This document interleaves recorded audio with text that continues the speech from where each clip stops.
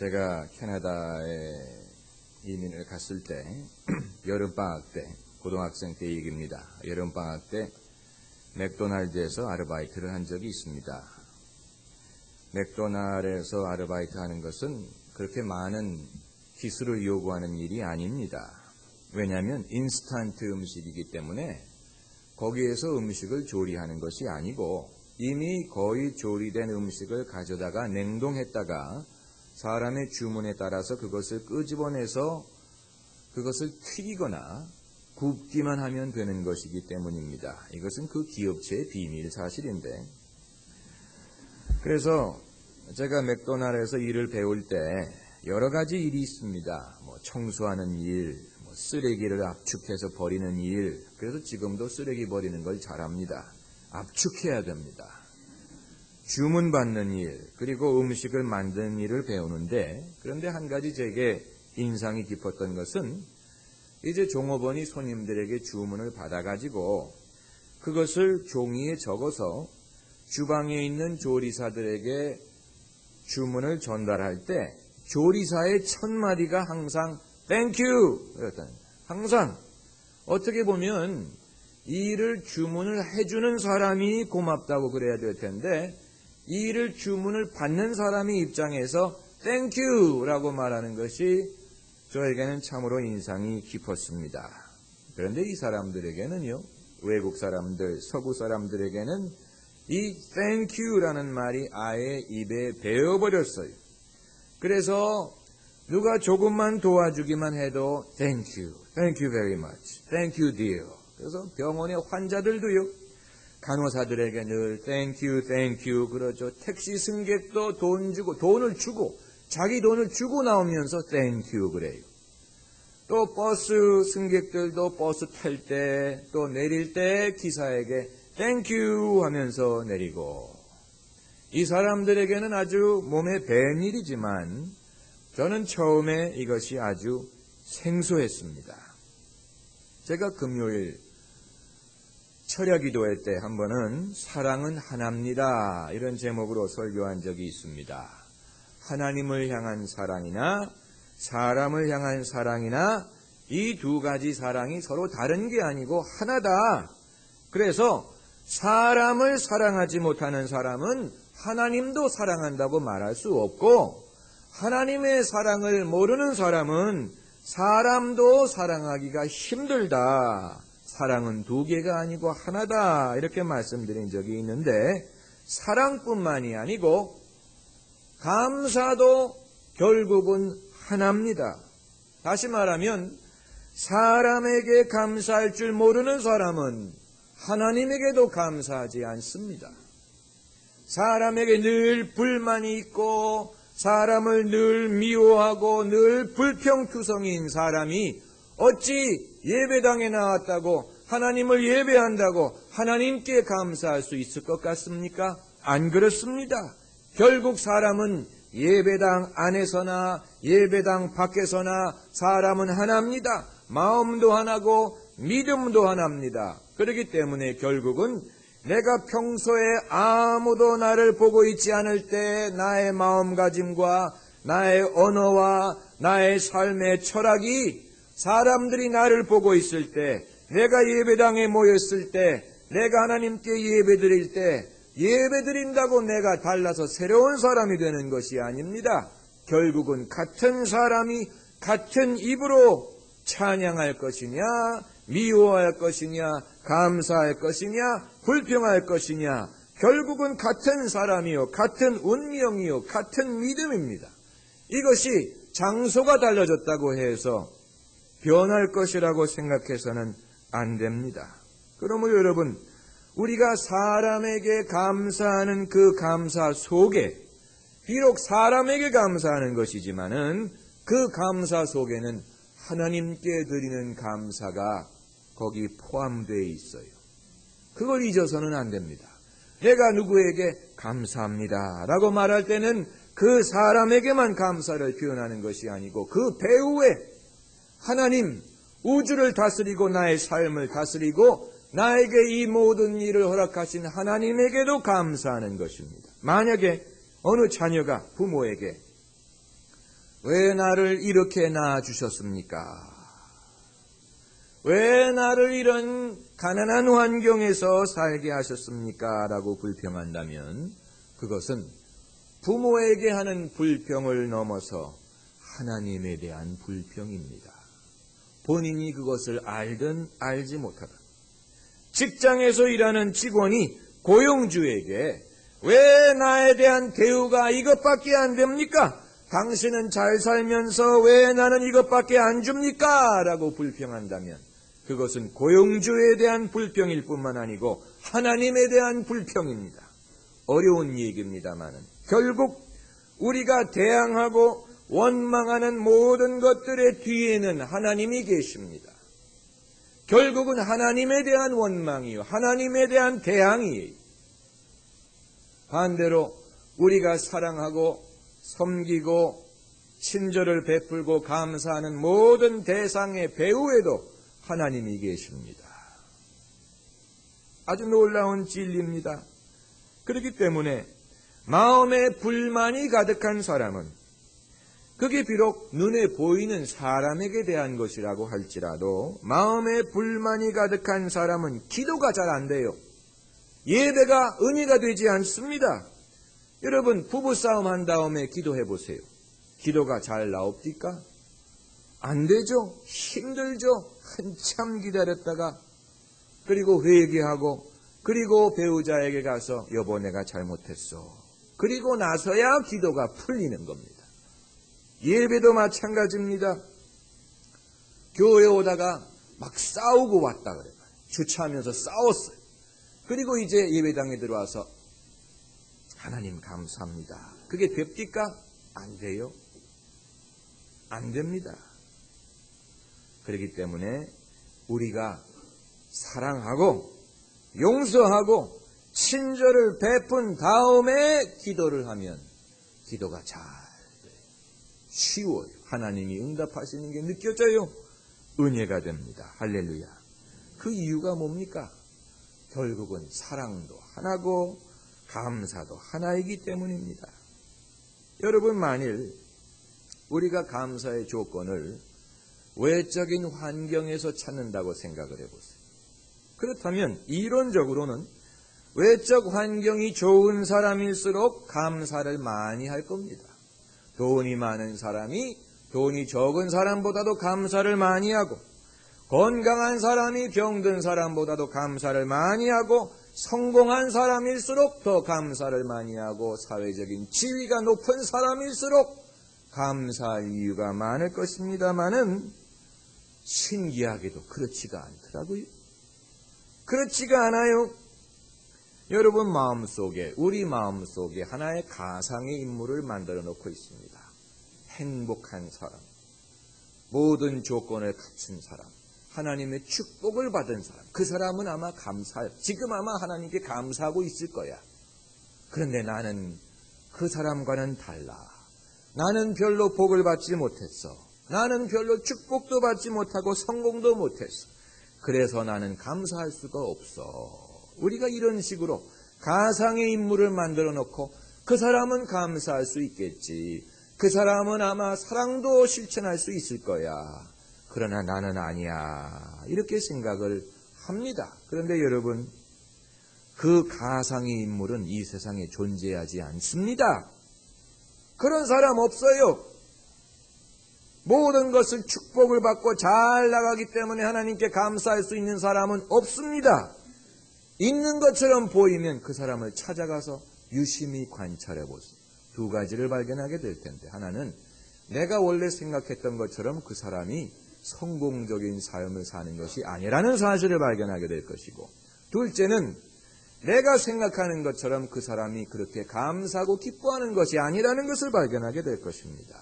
결국은 그 가상의 인물이 존재하는 것이 아니기 때문에 내가 그 사람이 되어야 됩니다. 내가 바로 그 행복한 사람, 감사하는 사람, 기뻐하는 사람, 내가 그 사람이 되지 않으면 아무도 그 사람이 될 수가 없어요. 내가 그 사람이 되어야 됩니다. 제가 가장 감동적으로 본 감사의 기도는요, 물론 사람의 기도를 제가 다 들은 것은 아닙니다만은 외국인 노동자 집회를 갔다가 아프리카에서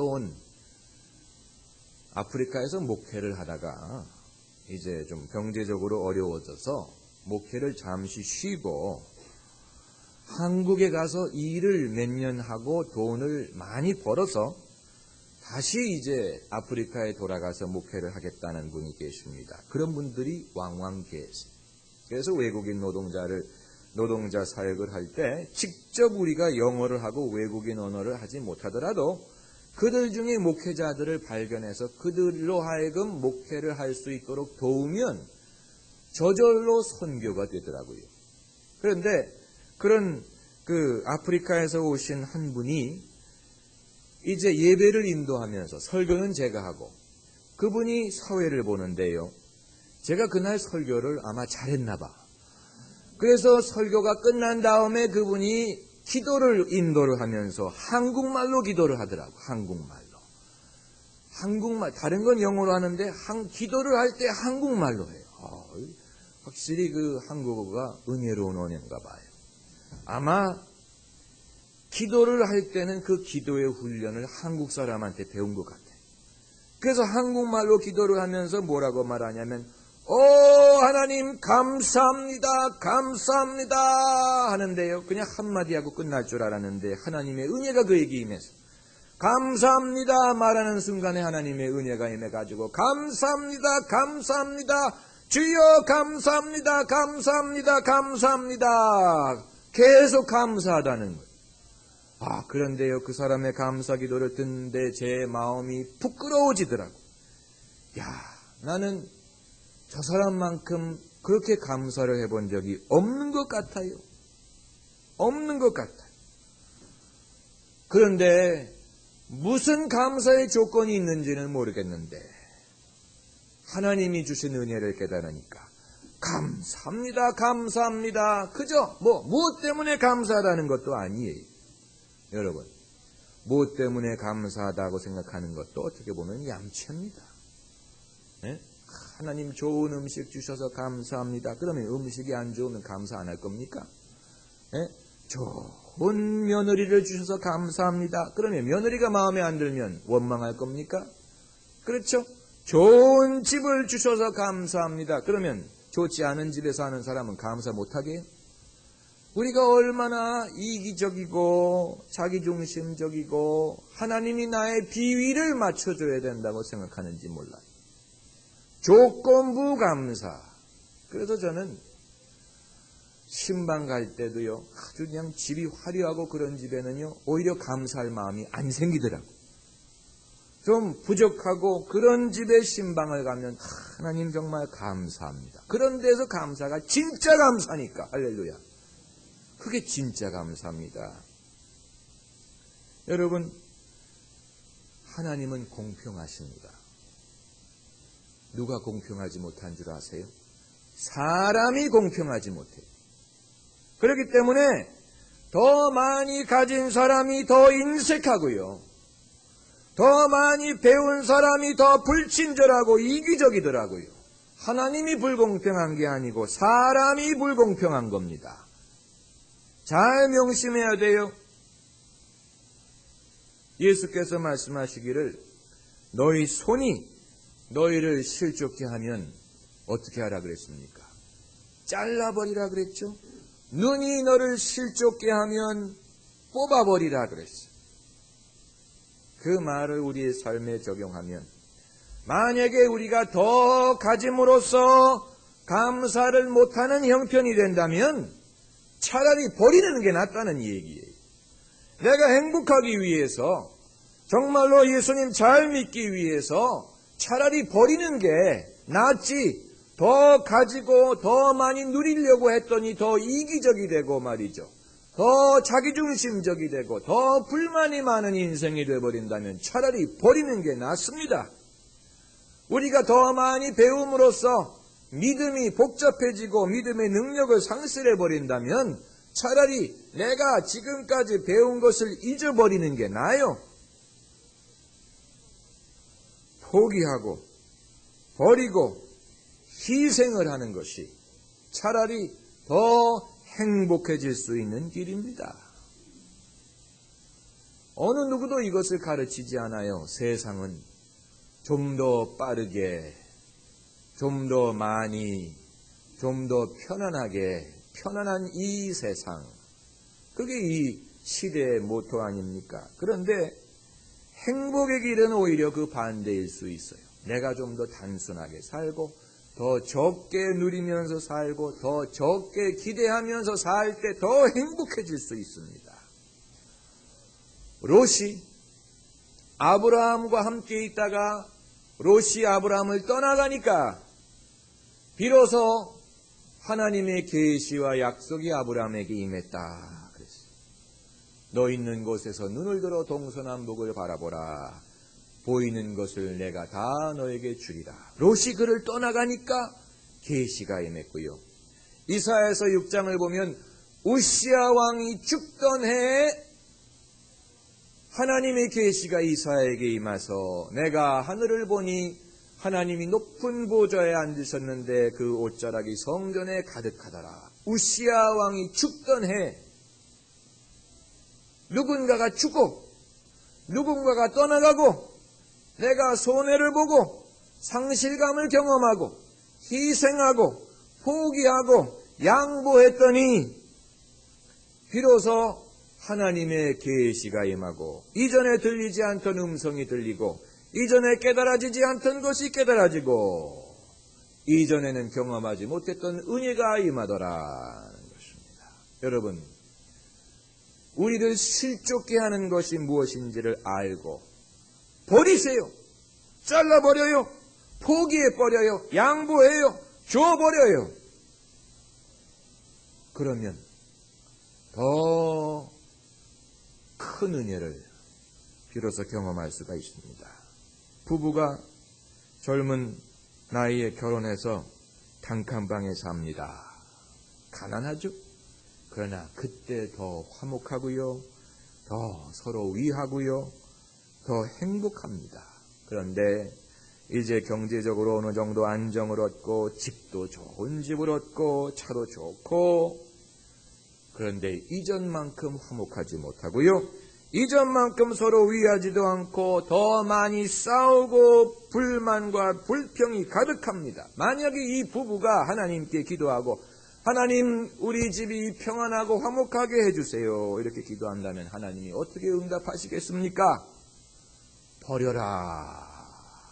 네가 가난할 때는 화목하더니 서로 극진히 위하더니 작은 것 가지고도 서로 잘 살더니 이제는 좀 편안해지고 집도 좋아지고 자녀들도 잘하고 좋은 대학 보내고 그러니까 더 불행한 걸 보니까 안 되겠다. 너는 더 가지면 안 되겠다. 오히려 덜 갖는 게 낫겠다. 그러나 여러분 하나님이 그렇게 응답하면 누가 좋아하겠습니까? 그렇죠? 이게 바로 인간의 딜레마예요. 딜레마. 9.11 테러 사태가 생긴 다음에 미국 사회에 몇 가지 변화가 있다고 합니다. 첫째는 이 뉴욕에, 제가 뉴욕에 살아봐서 아는데요. 제가 뉴욕에 이제 대학원을 간다 그러니까 친구들이 몇 가지 조언을 하더라고. 뉴욕에서 지하철을 탈 때는 앞에 앉은 사람의 눈을 쳐다보면 안 된대. 그냥 아래만 눈을 깔고 있어야지. 만약에 지하철에서 누구를 이렇게 쳐다보면은요, 그 사람이 칼을 꺼낸다는 거예요. 그러니까 누가 어디 넘어져 있다, 쓰러져 있다, 강도를 당한다, 그래도 모르는 척하고 지나가야지. 뉴욕에서는 괜히 아는 척 하다가는 큰일 난다는 거예요. 그래서 여러분, 뉴욕의 분위기가 얼마나 삭막한지 몰라요. 같은 아파트에 살면서도 인사도 안 해요. 한국하고 비슷해요. 그런데 9.11 테러가 생긴 다음에는요, 뉴욕 사람들이 모르는 사람끼리도 서로 친절을 베풀고 관심을 갖게 됐다. 그 첫 번째 변화고 두 번째 변화는 이혼율이 줄었어요. 왜 그러느냐 물어봤더니 건물이 무너지고 사람들이 죽고 시체도 찾지 못하는 판국에 거기에 비하면 우리는 행복하다는 거예요. 별것도 아닌 이유 때문에 우리가 헤어질 생각을 했는데 그게 아니구나 하면서 헤어지려고 했던 부부들이 다시 화합한다는 것입니다. 여러분, 결국은 행복의 길을 찾은 겁니다. 행복의 길. 라디오라든가 이 기기 같은 게 가끔 작동을 안 하잖아요. 그럼 어떡합니까? 한번 퐁 치면은요, 웬만한 건 작동을 해요. 사람도 마찬가지. 문제가 다른 데 있는 게 하나님이 한번 통 쳐야 돼. 그래야지 정신을 차려가지고, 아유, 감사합니다. 아이고, 내가 잘못했습니다. 그러지요. 내버려 두면요, 왜 하나님은 이렇고, 세상은 이렇고, 왜 내 남편은 이렇고, 결국은 불행해집니다. 불행. 여러분, 인도의 전설에 마귀가 행복의 비밀을 숨겨놓았대. 어디다 숨겨놓았냐면 사람의 마음속에 숨겨놓았대. 그래서 사람들이 못 찾는데, 행복이 어디 있느냐? 높은 산에 있겠지, 하늘 높이 있겠지, 구름 뒤에 있겠지 찾아다니는데 못 찾는데, 자기 마음속에 있는 줄 모르고, 그래서 인간이 불행하다, 늘 불행하다, 이런 얘기가 있습니다. 정말로 의미심장한 얘기라고 생각이 됩니다. 몇 년 전에 개봉되었던 포레스트 검프라는 영화가 있었죠. 포레스트 검프. 이 영화를 보면 주인공이 군대에 입대를 해서 월남에 파병됩니다. 그래서 전투 중에 그 소대장이 부상을 입고 쓰러져 있는 것을 어깨에 업고 그리고 뛰어가지고 헬리콥터까지 도망을 갑니다. 그런데 이 소대장이 나를 여기 죽게 내버려둬라 그래. 죽게 내버려둬라. 나를 건지지 말아다오. 그러는데 듣지 않고 그를 업어다가 소대장을 살립니다. 소대장이 살기는 살았는데 두 다리가 절단이 됐어요. 그런데 제대한 다음에도 이 소대장이 한 번도 주인공에게 고맙다는 말을 안 합니다. 오히려 원망합니다. 네가 나를 월남에서 죽게 내버려두지 나를 건져줘가지고 내가 이렇게 불구자로 살게 만들었다. 그러면서 주인공을 원망할 뿐만 아니고 하나님도 원망합니다. 원망은 하나예요. 두 개가 아닌 사람을 원망하는 사람은 결국은 하나님을 원망하는 것이죠. 사람을 불신하는 사람은 사람을 미워하는 것은 결국은 하나님을 미워하는 것과도 같아요. 그런데 많은 세월이 지나고 이 사람이 우여곡절을 겪습니다. 그러면서 어느 날 주인공에게 말합니다. Thank you. 고맙다. 내가 그때 고맙다는 말을 하지 못했는데 나의 생명을 건져주어서 고맙다. 그때 비로소 이 사람이 주인공에게만 고맙다고 말할 수 있는 것이 아니고 하나님에게도 감사하다고 말합니다. 하나님, 나를 죽지 않고 살게 해줘서 감사하다. 두 다리가 없어진 것이 감사한 것이 아니에요. 없어졌지만 그래도 감사하다. 그래서 주인공이 너레이션이 나옵니다. 된 소인은 그때 비로소 하나님과 평강을 누렸다. He was at peace with God.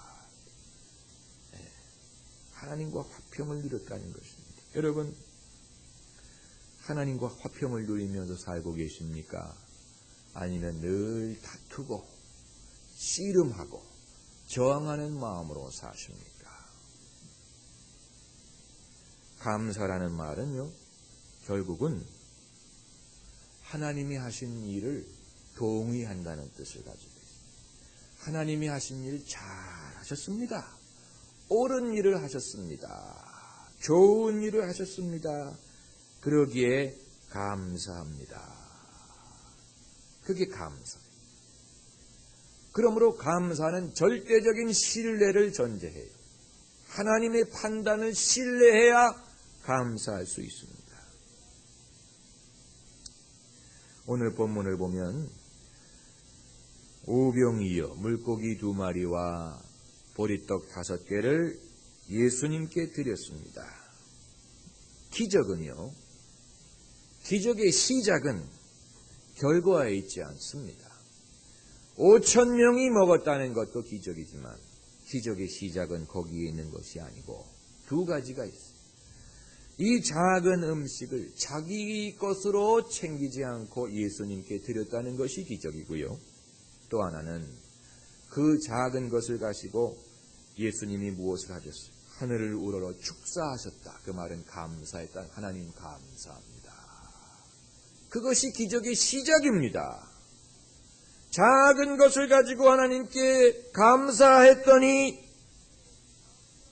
하나님이 기적을 행하여 주셨어요. 사람이 할 수 있는 것은 두 가지, 희생하는 것과 감사하는 것. 여러분, 이것은 모든 사람이 가지고 있는 미천입니다. 모든 사람이 할 수 있는 일이에요. 이 두 가지는 모든 사람의 미천이에요. 믿고 희생하는 것, 그리고 감사하는 것. 그리고 그 다음의 일은 하나님이 하십니다. 5,000명이 있든 10,000명이 있든 산과 같은 문제가 있든 엄청난 부채가 있든 다음에 하는 일은 하나님의 몫입니다. 우리는 우리의 일만 하면 돼. 기도하십시다.